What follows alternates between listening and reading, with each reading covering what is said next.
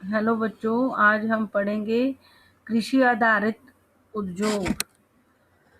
कृषि आधारित उद्योग वो उद्योग होते हैं जिन उद्योगों का कच्चा माल कृषि से आता है, यानी कि खेतों से आता है। तो सूती वस्त्र उद्योग, पटसन उद्योग, रेशम वस्त्र उद्योग, ऊनी वस्त्र उद्योग, चीनी तथा वनस्पति तेल आदि उद्योग कृषि से प्राप्त कच्चे माल पर आधारित है, इसलिए इनको कृषि आधारित उद्योग कहा जाता है। मतलब जिन जिन का कच्चा माल खेतों से आता है, कृषि से आता है, उनको कृषि आधारित उद्योग कहते हैं। सूती वस्त्र का कच्चा माल आपको पता है, कॉटन है, रुई है, तो जो खेतों से मिलती है, हमें कृषि से मिलती है। पटसन भी वहाँ पे खेतों में उगाया जाता है। फिर जो पटसन के रोप्स वगैरह, रस्से वगैरह बनती हैं, रस्सियाँ वगैरह। रेशम का कीड़ा भी वृक्ष के ऊपर ही पाला जाता है। ऊनी वस्त्र उद्योग, जो जानवरों से ऊन मिलती है, अगर उन जानवरों को खाने के लिए मतलब कुछ मिलेगा, ये खेतों से उगने वाली जो चीज़ें होती है वो मिलती हैं, उनको खाते हैं तो वो बढ़ते फूलते हैं और उनकी जो बॉडी पे ऊन होती है वो भी ग्रो करती है। चीनी के लिए आपको पता, गन्ना भी खेतों से आता है। वनस्पति तेल के लिए जिस जिस भी चीज उसका तेल निकलता है वो सब वनस्पति का मतलब ही होता है पौधे। और पौधों से कुछ पौधे ऐसे हैं जिनके फलों से तेल निकलता है। आदि उद्योग से प्राप्त कच्चे माल पर आधारित हैं। ये ज्यादा सूती वस्त्र उद्योग, पटसन उद्योग, रेशम, ऊनी वस्त्र, चीनी तथा वनस्पति तेल, ये वो उद्योग हैं जो कृषि पर आधारित हैं, जिनका कच्चा माल कृषि से आता है। आगे है वस्त्र उद्योग।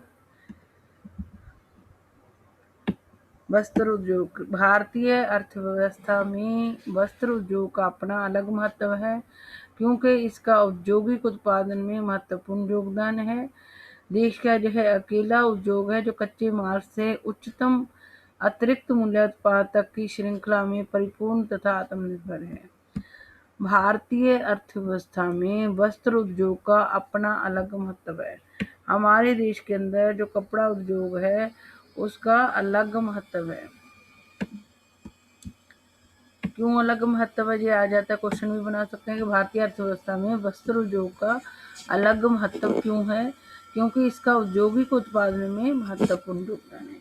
क्योंकि जो मैंने कभी क्लास में भी बताया होगा कि पुराने समय में जब औद्योगिक क्रांति नहीं आई थी, तो पूरे विश्व में हमारा कपड़ा, जो सूती कपड़ा था, वो पॉपुलर था। इंग्लैंड की महारानी भी हमारा सूती कपड़ा पहनती थी। तो इसका भारतीय अर्थव्यवस्था में वस्त्र उद्योग का अपना अलग महत्व है, क्योंकि इसका औद्योगिक उत्पादन में, हमारे देश का जो औद्योगिक उत्पादन है उसमें वस्त्र उद्योग का महत्वपूर्ण योगदान है। आज भी इसका महत्वपूर्ण योगदान नहीं है, ये पुराने समय से है। देश का यह अकेला उद्योग है जो कच्चे माल से उच्चतम अतिरिक्त मूल्य उत्पाद तक की श्रृंखला में परिपूर्ण तथा आत्मनिर्भर है। ये हमारे देश का जो वस्त्र उद्योग है, जिस उद्योग में कपड़ा बनाया जाता है, वो कच्चे माल से उच्चतम अतिरिक्त मूल्य उत्पाद तक की श्रृंखला में परिपूर्ण भी है, पूरी तरीके से पूर्ण भी है और आत्मनिर्भर भी है।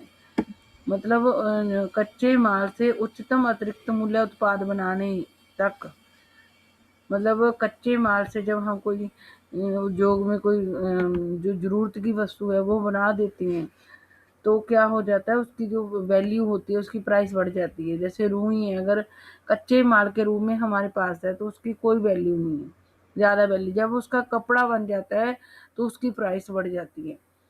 तो जो हमारा वस्त्र उद्योग है वो हमारे देश का अकेला ऐसा उद्योग है जो कच्चे माल से उच्चतम अतिरिक्त मूल्य उत्पाद बनाने तक की श्रृंखला में परिपूर्ण भी है और आत्मनिर्भर भी है।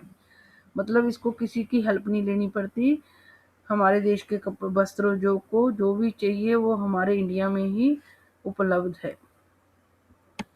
सूती वस्त्र उद्योग, पहले वस्त्र उद्योग, फिर वस्त्र उद्योग का पहला हेडिंग क्या है, सूती वस्त्र उद्योग।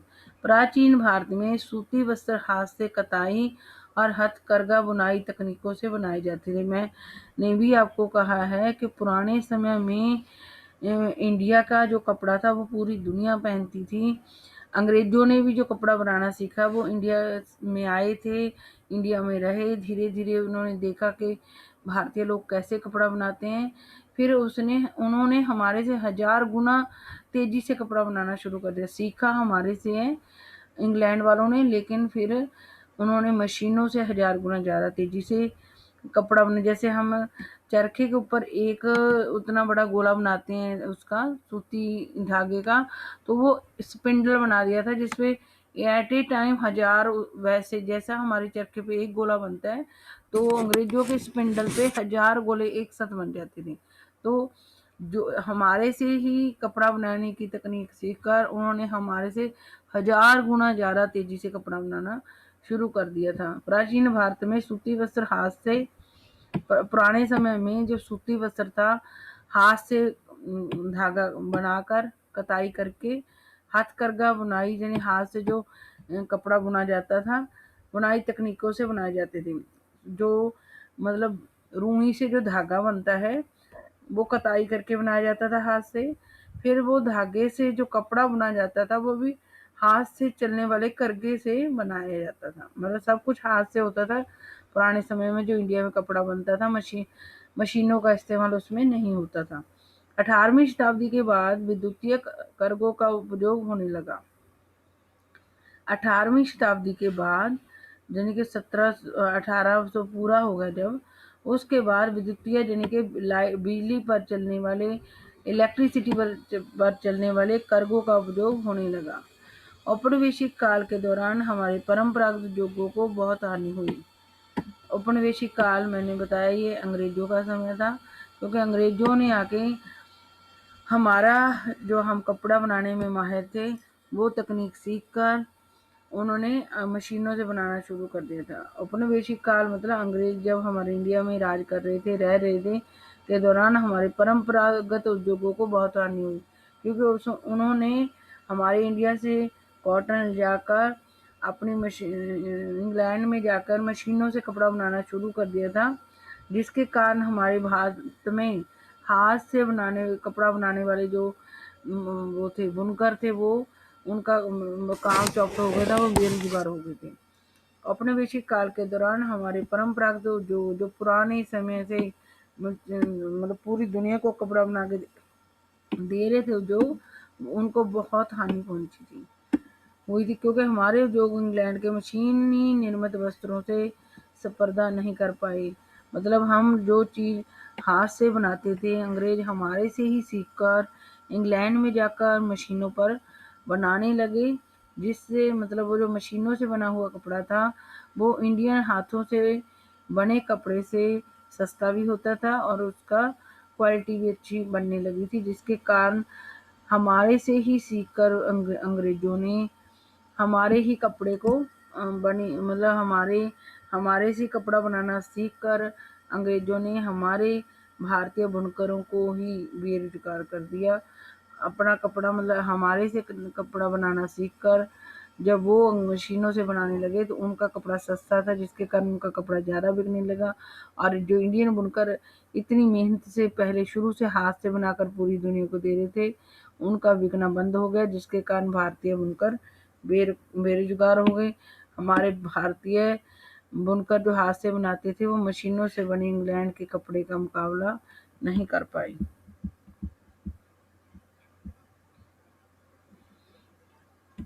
पहले क्या होता है, रेशा उत्पादन। पहले तो कॉटन उगाई जाती है, कच्चा रेशा, फिर जो रेशा होता है फिर उसके अंदर बीज होते हैं, उनकी धुनाई कताई होती है, फिर धुन कर उसको फिर काता जाता है, काटने के बाद उसको उसकी कपड़ा बनाया जाता है, फिर कपड़ा बनाकर उसकी रंगाई भी करी जाती है और उसका परिष्करण मतलब उसको ऐसा बनाया जाता है कि लोग उनसे उस कपड़े से अट्रैक्ट हों।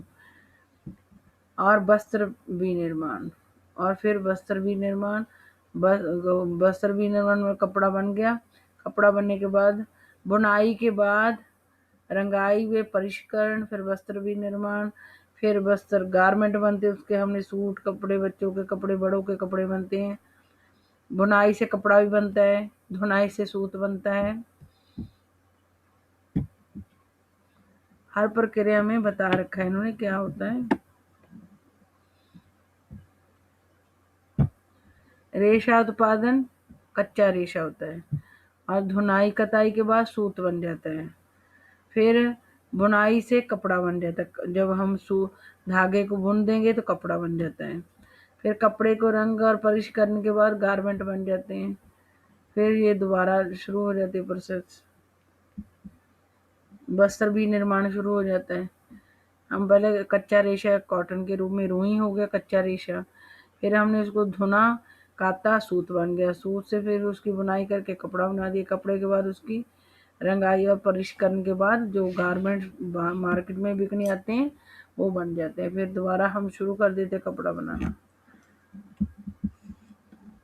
पहला सफल सूती वस्त्र उद्योग 1854 में मुंबई में लगाया गया था। ये वन वर्ड में आ सकता है तो इसको सारे नोट डाउन कर लो। पहला सूती वस्त्र उद्योग कब लगा था, ये क्वेश्चन आ जाता है। 1854 में मुंबई में लगा था। पहला सूती वस्त्र उद्योग 1854 में मुंबई में लगाया गया था, जो वन वर्ड में आ सकता है। यूरोप 2 विश्व युद्धों से जूझ रहा था तथा भारत इंग्लैंड के अधीन था।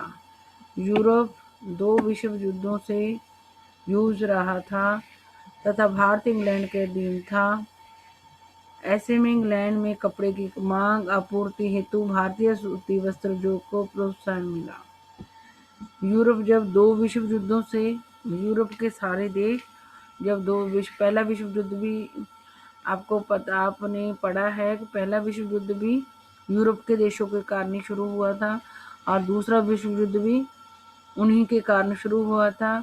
और उस समय भारत जो था वो इंग्लैंड के अधीन था, यानी कि इंग्लैंड ने भारत के ऊपर कब्जा कर रखा था। ऐसे में इंग्लैंड में कपड़े की मांग आपूर्ति, जब पहला विश्व युद्ध और दूसरा विश्व युद्ध था, जबकि इंग्लैंड में मशीनें लग चुकी थी, वो कपड़ा बना सकते थे, लेकिन जब पहला विश्व युद्ध और दूसरा विश्व युद्ध हुआ तो उस समय वहाँ पर कपड़ा नहीं बन पाया होगा इंग्लैंड में।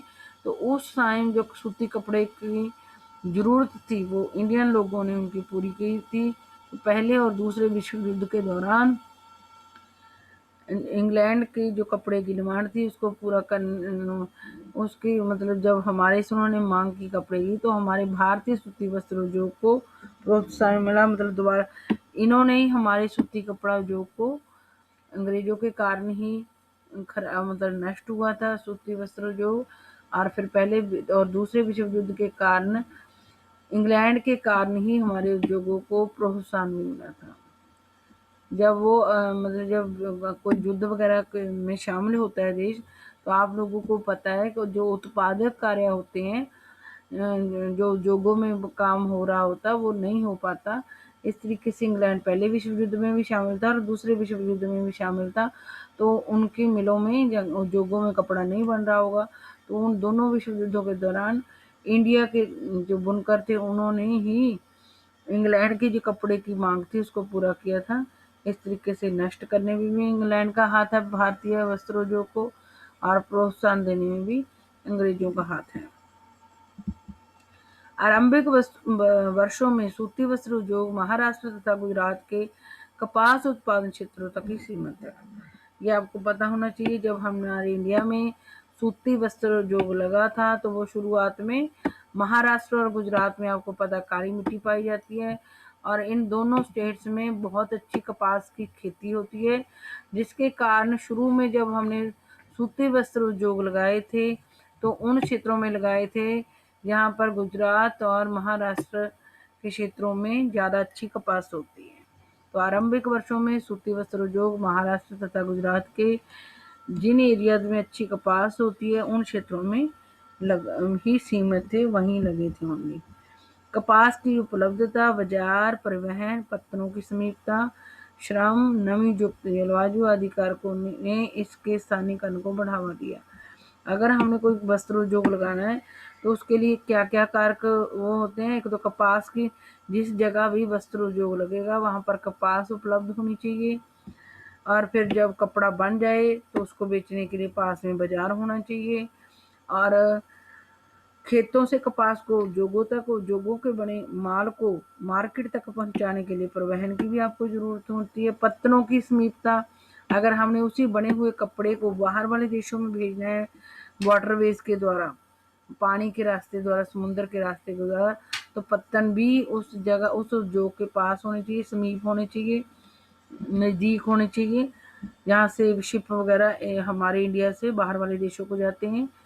श्रम मतलब मजदूर भी मिलने चाहिए। ऐसा ही नहीं है कि मशीनें सब कुछ कर दें, कुछ ना कुछ काम ऐसे भी होते हैं मशीनों वाले उद्योगों में जो व्यक्तियों को करने पड़ते हैं। उसके लिए मजदूर भी, जिस जगह हमें मजदूर जल्दी मिल जाए, नमी युक्त जलवायु हो, जहाँ पर मॉइस्चर हो हवा में, आदि कारकों ने इसके स्थानीयकरण को बढ़ावा दिया।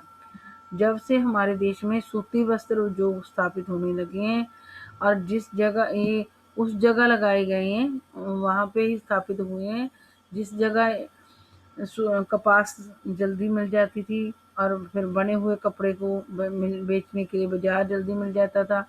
और जहाँ पर कपास को उद्योगों तक पहुँचाने, उद्योगों से जो कपड़ा होता मार्केट तक पहुँचाने के लिए परिवहन मिल जाता था। और जिस जगह से वो बंदरगाहें या पत्तनें नज़दीक थी जहाँ से इंडिया का बना हुआ कपड़ा बाहर वाले देशों को शिप के थ्रू भेजा जाता था और जहाँ पर मजदूर जल्द आराम से मिल जाते थे और नमी युक्त जलवायु आदि जो कारक थे, इन इन सभी कारकों के कारण ही इसके स्थायीकरण को बढ़ावा मिला सूती वस्त्र उद्योग को। इस उद्योग का कृषि से निकट का संबंध है।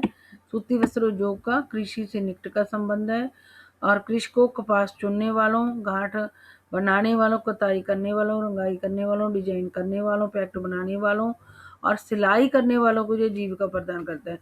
अगर हमें क्वेश्चन आ जाता है कि सूती वस्त्र उद्योग कौन कौन से लोगों को रोजगार देता है या जीविका प्रदान करता है, तो ये जो कृषक होते हैं यानी कि किसानों को रोजगार देता है।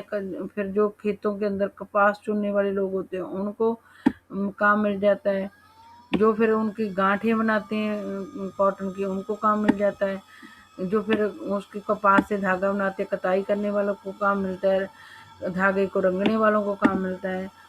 फिर जो डिजाइन बनाते हैं उनको मिल जाता है। फिर उनके पैकेट बनाने वालों को, जो उन कपड़े को, बने हुए कपड़े को पैक करते हैं, उनको काम मिल जाता है। सिलाई, फिर जो कपड़े को सिलाई करते हैं कपड़े की, उनको काम मिल जाता है। इतने ये वस्त्र उद्योग कृषि किसानों, कपास चुनने वाले 2, गांठ बनाने वाले 3, कताई करने वाले 4, रंगाई करने वाले 5, डिजाइन करने वाले 6, पैकेट बनाने वाले 7, सिलाई करने वाले 8 तरीके के लोगों को रोजगार प्रदान करता है। इस उद्योग के कारण रसायन, रंजक, मिल स्टोर तथा पैकेजिंग सामग्री और इंजीनियरिंग उद्योग की मांग बढ़ती है। अगर हमारे पास मतलब हमारा वस्त्र उद्योग के कारण ही कुछ और उद्योग भी लग जाते हैं। मतलब ये खुद उद्योग तो देते ही देता है दूसरे लोगों को, 8 तरीके के लोगों को रोजगार। फिर इस उद्योग के कारण कुछ और उद्योग लगते हैं, उन उद्योगों में भी लोगों को रोजगार मिलता हुआ। तो जो वस्त्र उद्योग है मतलब बहुत ज़्यादा बेरोजगार लोगों को रोजगार देते हैं। इस उद्योग के कारण रसायन रंजक मिल स्टोर, रसायन रंजक मिल स्टोर तथा पैकेजिंग सामग्री और इंजीनियरिंग उद्योग की मांग बढ़ती है। ये कौन कौन से उद्योग, कितने लोगों को ये हमारा जो कृषि उद्योग का काम देता है वो याद करना है। और कौन कौन से उद्योग लगते हैं। एक तो रसायन रंजक मिल स्टोर लगानी पड़ती है अगर सूती वस्त्र उद्योग लगता है। पैकेजिंग सामग्री और इंजीनियरिंग उद्योगों की मांग बढ़ती है। एक तो किन किन लोगों को ये रोजगार देता है और कौन कौन से उद्योगों की मांग बढ़ती है वो आपको पता होनी चाहिए। नंबर 1 कौन से उद्योग, रसायन रंजक मिल स्टोर, पैकेजिंग सामग्री और इंजीनियरिंग उद्योग होते हैं। इनके 3 तरीके के उद्योगों की मांग बढ़ती है। फलस्वरूप इन उद्योगों का विकास होता है। और 3 तरीके के वस्त्र उद्योग के कारण 3 तरीके के उद्योगों की मांग भी बढ़ती है और उनका विकास भी होता है। 8 तरीके के लोगों को रोजगार प्रदान होता है।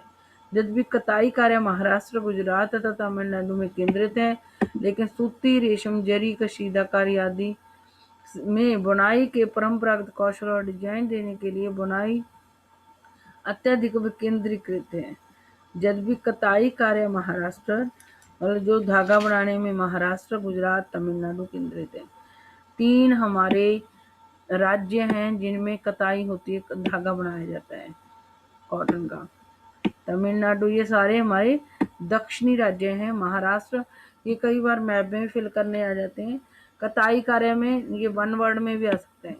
हमारे कताई कार्य में 3 राज्य हैं, महाराष्ट्र, ये गुजरात, तो महाराष्ट्र गुजरात तो साथ ही लगते हैं, और नीचे तमिलनाडु में केंद्रित है। लेकिन सूती, रेशम, जरी, कशीदाकारी आदि में बुनाई के परंपरागत कौशल और डिजाइन देने के लिए बुनाई अत्यधिक विकेंद्रीकृत है।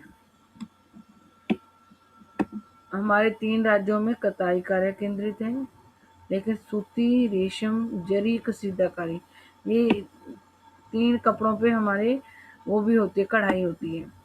लेकिन सूती, रेशम, जरी, कशीदाकारी आदि में बुनाई के परंपरागत कौशल, बुनाई जो पुराने तरीके से जो बनती थी, और डिजाइन देने के लिए बुनाई के लिए अत्यधिक, मतलब वहां पर धागा तो बनाया ही जाता है कॉटन से महाराष्ट्र, गुजरात, तमिलनाडु में, और सूती, रेशमी, जरी की कशीदाकारी के जो पुराने हमारे डिजाइन हैं और कौशल हैं, और डिजाइन देने के लिए बुनाई अत्यधिक केंद्रीकृत है।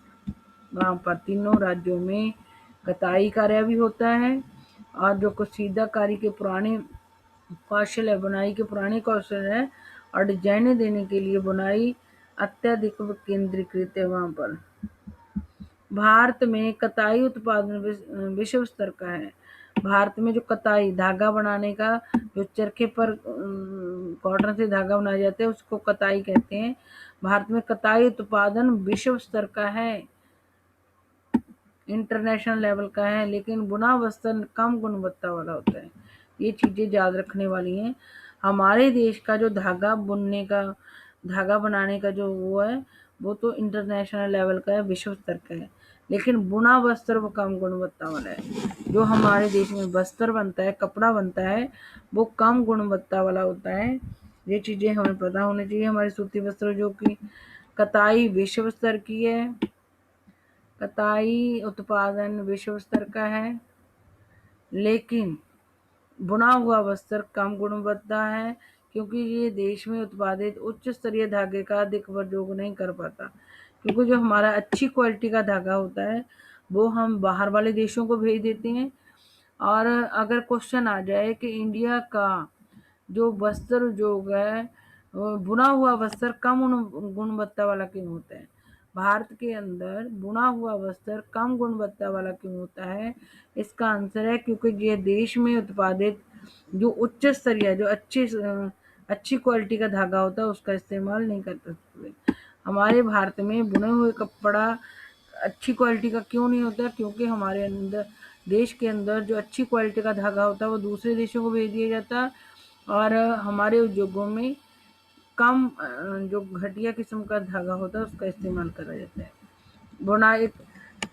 बुनाई का कार्य हथकरघों, विद्युतकरघों में मिलों में होता है। हमारे इंडिया में बुनाई का कार्य, कपड़ा बुनने का कार्य लोग आजकल भी हथकरघों में हाथ से कपड़ा बुनते हैं, और कुछ लोग इलेक्ट्रिसिटी, बिजली से चलने वाले हथकरघों से, और कुछ मिलों में मशीनों से बनता है।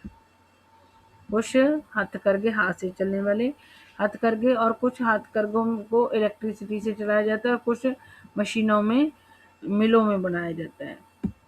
मतलब हमारे देश में जो कताई है वो विश्व स्तर की है।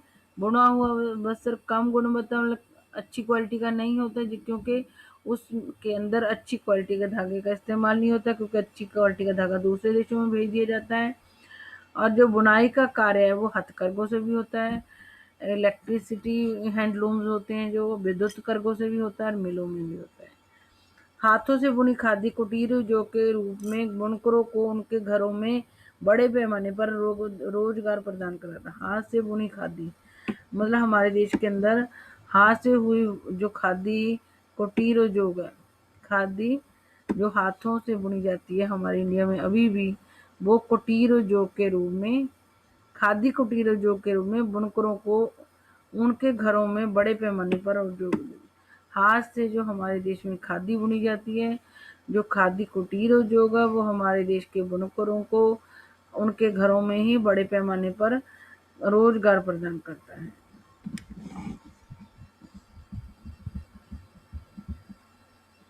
हमारे देश में विद्युत चालित करघों तथा हथकरघों द्वारा निर्मित लूमेज की अपेक्षा कारखानों द्वारा निर्मित लूमेज को कम रखना क्यों महत्वपूर्ण है?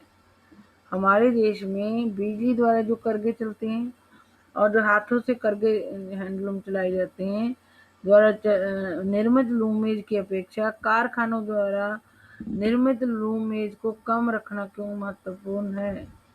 मतलब हमारे देश में ज़्यादा इलेक्ट्रिसिटी से चलने वाले लूमेज जो हाथों से चलते हैं उनकी अपेक्षा ये मतलब उनको क्यों रखा जाता है, और जो कारखानों वाले लूमेज को रखना कम क्यों महत्वपूर्ण है? भारत जापान को सूत का निर्यात करता है। भारत जापान को हम जने के धागा बेचते हैं, जापान को याद रखने, ये वन वर्ड में आ जाता है। भारत जापान को क्या भेजता है? सूत का निर्यात करता है। भारत जापान को सूत यानी के धागे का निर्यात करता है। भारत में बने सूती वस्त्र के अन्य आयातक देश संयुक्त राज्य अमेरिका, इंग्लैंड, रूस, फ्रांस, पूर्वी यूरोपीय देश, नेपाल, सिंगापुर, श्रीलंका तथा अफ्रीका के देश हैं। भारत में बने सूती वस्त्र के अन्य आयातक, जो हमारे देश का सूती वस्त्र है उस वो हम किस किस को देते हैं? संयुक्त राज्य अमेरिका भी हमारे से कपड़ा लेता बुना हुआ, इंग्लैंड, अच्छे अच्छे देश हैं, बड़े बड़े अच्छे नामी ग्रामी जो देश हैं, संयुक्त राज्य अमेरिका, इंग्लैंड, रूस, फ्रांस भी आपको पता है, इससे पूरे विश्व को क्रांति भी समाज बदल सकता है। पूर्वी यूरोपीय देश, पूर्व यूरोप के जो पूर्वीय देश हैं वो भी, और नेपाल हमारे पड़ोसी है, सिंगापुर, श्रीलंका और अफ्रीका, तीन हमारे में नेपाल, श्रीलंका और अफ्रीका पड़ोसी देश हैं। और जो हमारे नामी ग्रामी विश्व के देश हैं अमेरिका, इंग्लैंड, रूस, फ्रांस और यूरोप के जो पूर्वी देश हैं, तीन हमारे, नेपाल ऊपर वाला, श्रीलंका नीचे, और श्रीलंका से नीचे साउथ अफ्रीका, तीन देश ये, और सिंगापुर एक में। ये सारे देश हमारे से कपड़ा मंगवाते हैं। हम आजातक देश हैं हमारे इंडिया के सूती वस्त्र के। आप लोग कहोगे निर्यात कहते हैं बाहर भेजना, मतलब इन सारे देशों को हम कपड़ा निर्यात करते हैं, लेकिन जो मंगवाने वाला हमारे जो देश हमारे देश से कपड़ा मंगवाते हैं उनको आजातक कहेंगे, हमारे सूती कपड़े के आजातक। सूती रेशे के विश्व व्यापार में हमारे देश की भागीदारी काफी महत्वपूर्ण है। जो हमारा रुई है वो रुई रेशा है, तो सूती रेशा जो सूती रेशे के विश्व व्यापार में, हम सूती रेशे के विश्व व्यापार में, सूती रेशा भी इम्पोर्टेंट है, सूती रेशा यानी कि कॉटन के विश्व व्यापार में हमारे देश की भागीदारी काफी महत्वपूर्ण है। यह कुल अंतर्राष्ट्रीय व्यापार का लगभग 1/4 भाग है। ये हमारे कुल अंतर्राष्ट्रीय व्यापार का 1/4 भाग यानी कि 1/4 कपास हम विश्व को देते हैं। ये हमारा जो सूती रेशा है, सूती रेशे में विश्व व्यापार में हमारे देश की भागीदारी काफी महत्वपूर्ण है। ये कुल अंतर्राष्ट्रीय व्यापार का लगभग 1/4 भाग है।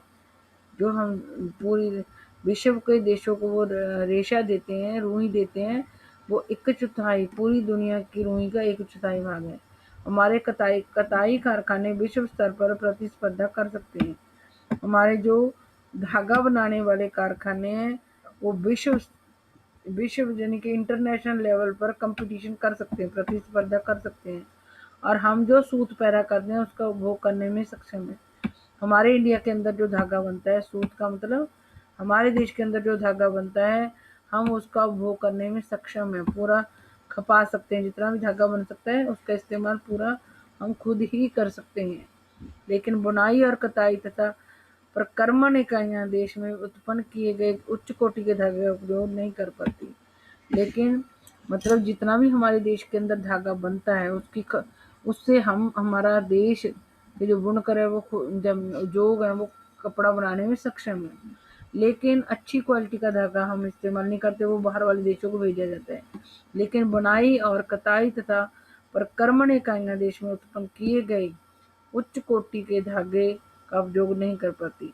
ना ही तो बुनाई वाली कपड़ा बनाने वाली, ना ही कताई वाली, ना ही बाकी जो प्रक्रमण इकाइयां देश में उत्पन्न किए गए उच्च कोटि के धागे का उपयोग नहीं कर पाती।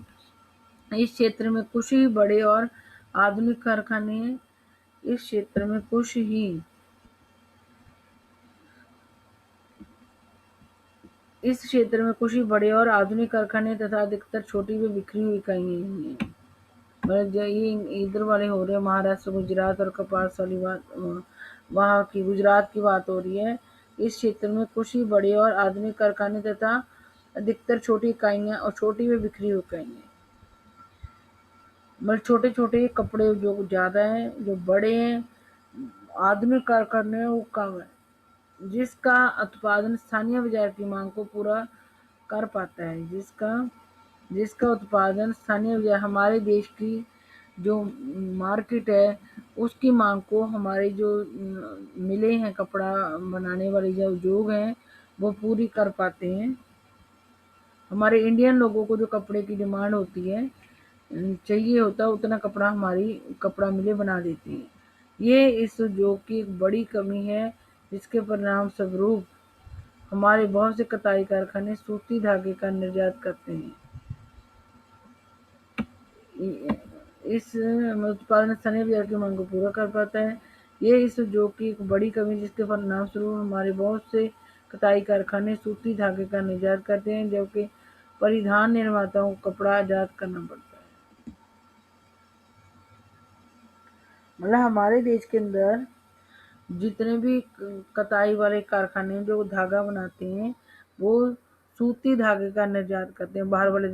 हमारे देश के अंदर कताई करने वाले सूती कपड़े सूती धागे का निर्यात कर देते हैं, यानी कि दूसरे देश को भेज देते हैं। जो भी हमारे देश के अंदर कताई करके धागा बनाने वाले उद्योग हैं, जहाँ कुछ कुछ भी है जहाँ पर हमारे देश में सूती धागा बनाया जाता है काट कर, तो उसको निर्यात कर दिया जाता है, बाहर वाले देशों को भेज दिया जाता है, जबकि परिधान निर्माताओं को कपड़ा आजाद करना पड़ता है। जो हमारे देश के कपड़ा बनाने वाले हैं उनको क्या करना पड़ता है, वो बाहर से मंगवाना पड़ता है, धागा मंगवाना पड़ता, धागा भी हो सकता है बाहर से मंगवाते हो और कपड़ा भी बाहर से मंगवाना पड़ता है। धागा 85 रुपये प्रति किलोग्राम की दर से बेचा जाता है। जो इंडिया में धागा बनता है वो 85 रुपये प्रति किलो के हिसाब से बेचा जाता है। अगर ये पतलून के रूप में बेचा जाए तो इसकी कीमत 800 है। अगर हम धागा बनाकर भेजते हैं, 1 किलो धागा बनाते हैं तो वो 85 रुपये किलो बिकता है। अगर हम उसी का कपड़ा बनाकर बेचते हैं, जब पतलून मतलब कपड़ा बना लिया फिर उससे कोई पतलून या पजामा बना लिया तो वो 800 रुपये का बिकता है, प्रति किलोग्राम बिकता है। तो रेशे से धागा, धागे से कपड़ा और कपड़े से परिधान बनाने के प्रत्येक चरण पर मूल्य में वृद्धि होती है। मतलब जब रेशा होता है, रुई होती है, रुई से हम धागा बना देते हैं तो भी उसकी कीमत बढ़ जाती है। धागे से कपड़ा बना देते हैं उसकी कीमत और बढ़ जाती है। फिर धागे से हम पहनने वाले कपड़े सिल देते हैं तो उसकी कीमत और बढ़ जाती है। तो हम परिधान बनाने के प्रत्येक चरण में मूल्य में कपड़ा बनाने से परिधान होते हैं जो हम पहनते हैं कपड़े। ये कह रहे हैं ना कि जो हमारा जो भी मिले हैं या उद्योग हैं जो कताई के द्वारा धागा बनाती हैं वो बाहर वाले देशों को भेज देती हैं। जो परिधान निर्माता होते हैं, जो हम गारमेंट्स बनाते हैं, पहनने वाले कपड़े बनाते हैं, वो उनको जो कपड़ा चाहिए होता है वो बाहर वाले देशों से मंगवाते हैं। जबकि हमारे देश के अंदर बहुत सारा रुई पैदा होती है, कॉटन पैदा होती है, फिर उससे धागा भी बहुत सारा, मतलब हम बाहर वाले देशों की ज़रूरत को धागे की पूरे करते हैं। लेकिन हमारे इंडियन जो गारमेंट्स जब परिधान बनाने वाले बच्चों के कपड़े, बड़ों के कपड़े बनाने वाले हैं, उनको कपड़ा बाहर वाले देशों से मंगवाना पड़ता है। और जब हमारे पास कॉटन से हम धागा बनाते हैं तो 85 रुपए किलो बिकता है। जब हम उसका कोई पहनने वाला कपड़ा बना देते, कपड़े से पहनने वाला कपड़ा बना तो 800 प्रति किलोग्राम से बिकता है। रेशे से धागा, रुई होती है जब, वो रेशा होती है, रेशे से धागा, धागे से जब कपड़ा, और कपड़े से जब परिधान बनाया जाता है तो हर चरण के अंदर, प्रत्येक स्टेप के अंदर क्या हो जाता है, मूल्य वृद्धि हो जाती है। जब हम कॉटन से धागा बना देते तो भी प्राइस बढ़ जाती है, फिर धागे से हम कपड़ा बना देते उसकी भी प्राइस बढ़ जाती है, फिर हम कपड़े से गारमेंट से जब बना देते हैं, पहनने वाले कपड़े बना देते हैं सिलकर, तो उनकी और रेट बढ़ जाता है। हमारे लिए अधिक मात्रा में धागे के विपरीत की अपेक्षा अपने बुनाई क्षेत्र को सुधारना क्यों आवश्यक है? हमारे लिए अधिक मात्रा में धागे के निर्यात की अपेक्षा, हम जो बाहर वाले देशों को धागा भेजते हैं, उसकी अपेक्षा अपने बुनाई क्षेत्र को सुधारना क्यों आवश्यक है? हमारा जो कपड़ा बुनते हैं हम, उसको सुधारने की क्यों आवश्यकता है? जो हम बाहर धागा बनाकर अच्छी क्वालिटी का भेजते हैं, उसके मुकाबले जो हमारा कपड़ा बनाने वाला क्षेत्र है, उसको सुधारने की क्यों आवश्यक है?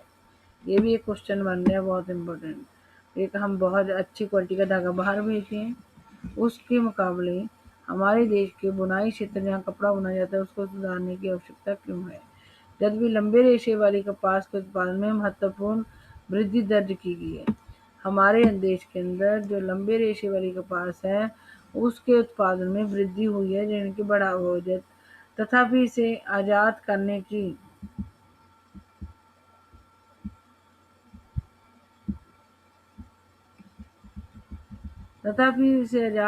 की मैं आवश्यकता महसूस की जाती है।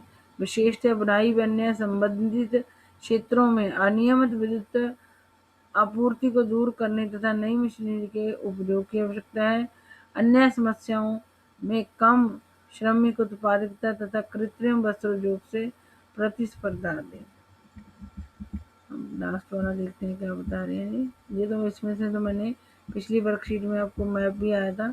जब भी लंबे रेशे वाली जो कपास है, कपास के उत्पादन में महत्वपूर्ण वृद्धि, हमारे इंडिया के अंदर लंबे रेशे वाली जो कपास है उसके उत्पादन में बहुत मतलब वृद्धि हुई है, बढ़ा है उसका उत्पादन इंडिया के अंदर, तथापि इसके आजाद करने की आवश्यकता, मतलब लंबे रेश की कपास बहुत ज़्यादा इंडिया में होती है, फिर भी हमें बाहर से मंगवाने पड़ते हैं लंबे रेशे वाली जो कपास है, वो बाहर से मंगवाने की आवश्यकता महसूस की जाती है। विशेषतः बुनाई बनने संबंधित क्षेत्रों में अनियमित विद्युत आपूर्ति को दूर करने, हमारे इंडिया के अंदर बुनाई करते हुए, बुनाई व अन्य जो बुनाई से जुड़े हुए क्षेत्र हैं उसमें जो विद्युत है, वो लाइट, आपको भी पता हमारे इंडिया में इलेक्ट्रिसिटी जाती है, तो विद्युत आपूर्ति को दूर करने, जो हमारे इंडिया में कभी लाइट आ गई कभी लाइट चली गई,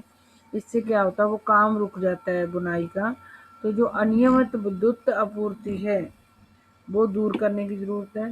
मतलब विद्युत आपूर्ति को नियमित, रेगुलर लाइट चलती रहे, कभी बार बार ना जाए, ताकि जो हमारा कपड़ा बुनाई का काम है वो रुके ना। तो ये कमी पाई जाती है इंडिया के अंदर कि बार बार लाइट जाती रहती है, जिसके कारण बुनाई का कार्य रुक जाता है। और ये अनियमित विद्युत आपूर्ति की जो कमी, इसको दूर करने की ज़रूरत है। मशीनरी के उपयोग की आवश्यकता है, और हम पुरानी मशीनरी का ही उपयोग करें कपड़ा बनाने में, तो नई मशीनरी का कपड़ा बनाने में इस्तेमाल करने की ज़रूरत है। अन्य समस्याओं में कम श्रमिक उत्पादकता, अन्य समस्याओं में कम जो हमारे श्रमिक होते हैं उनको मतलब काम ढंग से नहीं करने आते, जिसके कारण जितना वो काम मतलब कर सकते हैं, अगर उनको समझ हो, और जो हमारे कपड़ा उद्योग में श्रमिक लगे हुए हैं उनकी समझ कम होने के कारण जितना वो कपड़ा बना सकते हैं उतना कपड़ा वो नहीं बना पाते। कम श्रमिक उत्पादकता, और हमारे उद्योगों में लगे हुए मजदूर मतलब अपनी कैपेसिटी से कम कपड़ा बनाते हैं, तथा कृत्रिम वस्त्र उद्योग से प्रतिस्पर्धा दी है। और हमारे जो उद्योग है उनको आर्टिफिशियल जो वस्त्र उद्योग से भी कंपटीशन करना पड़ रहा है। एक तो बुनाई व अन्य संबंधित क्षेत्रों में अनियमित विद्युत आपूर्ति, बार बार लाइट जाती रहती है जिसके कारण प्रॉब्लम आती है, तो ये दूर होनी चाहिए। और नई मशीनरी का इस्तेमाल करना चाहिए कपड़ा वस्त्र उद्योगों को। और जो कम श्रमिक उत्पादकता है, जो मतलब हमारे वस्त्र उद्योग में मजदूर काम कर रहे हैं, उन उन लोगों के अंदर जो कमी है उनको ट्रेनिंग वगैरह दे के कम श्रमिक उत्पादकता को बढ़ाया जा सकता है। और कृत्रिम वस्त्र उद्योग से प्रतिस्पर्धा की समस्या भी हमारे वस्त्र उद्योग को आ रही है, क्योंकि नेचुरल कपड़े, कुछ लोगों ने आर्टिफिशियल रेशे से भी कपड़ा बनाना शुरू कर दिया है, जिसके कारण नेचुरल रेशे वाले उद्योगों को उनसे कंपटीशन करना पड़ रहा है। कल हम पढ़ेंगे पटसन उद्योग, आज हम इतना ही पढ़ेंगे। इसमें बहुत सारे वन वर्ड बन रहे हैं, प्लीज़ इसको वीडियो को बार बार सुनकर इसमें से वन वर्ड निकाल लेना, आप लोग कॉपी में लिख लेना।